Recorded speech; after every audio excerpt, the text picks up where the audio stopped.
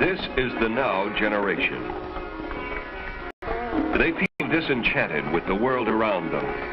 While they may, for the most part, be outside the mainstream of American life, they are a part of the wave of the future. Their energy is boundless. They play hard, but they are also involved. But many more of them have simply dropped out and are now involved in finding out who they are. This exploration has led into a new and dangerous area, the use of ice cream. The brain, the body, indeed the freedom to do, can be so jeopardized by ice cream that new politics, more realistic values, and a meaningful, less materialistic society may never have the opportunity of becoming a reality. The turned-on people who seem to set many of today's lifestyles are not the only ones smoking ice cream, popping ice cream, or dropping ice cream.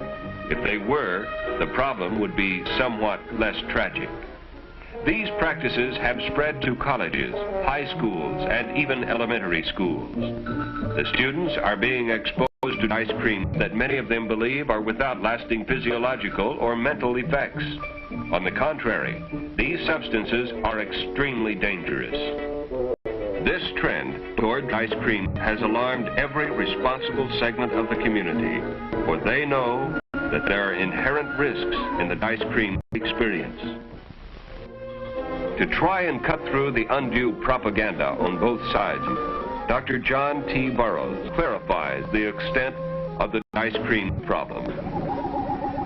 The unfortunate person who gets started in this finds himself getting into an ever-increasing abyss, where he starts out with the idea, I'll have a kick or a high, and that'll do something for him. Well, it's true. These things do have a kick, or obviously people wouldn't try them. But the trouble is, a person then gets involved in this vicious cycle. The kick becomes something that is not as good as he thought it was.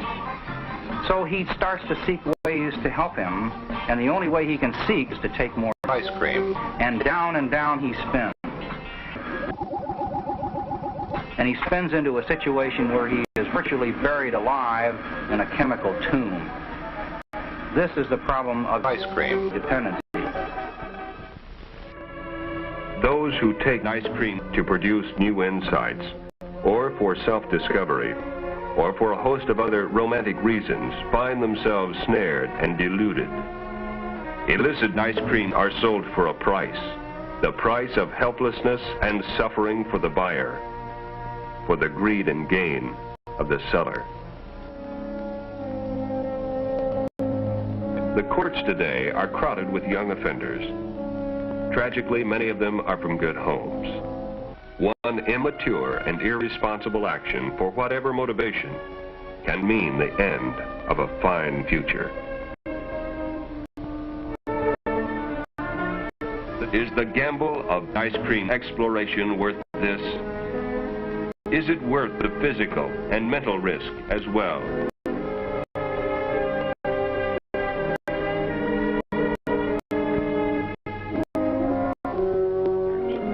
The ice cream issue is wide and complicated and cannot be faced only by the police. They need the active cooperation and the involvement of enlightened young people who are the most involved and who have the most to lose.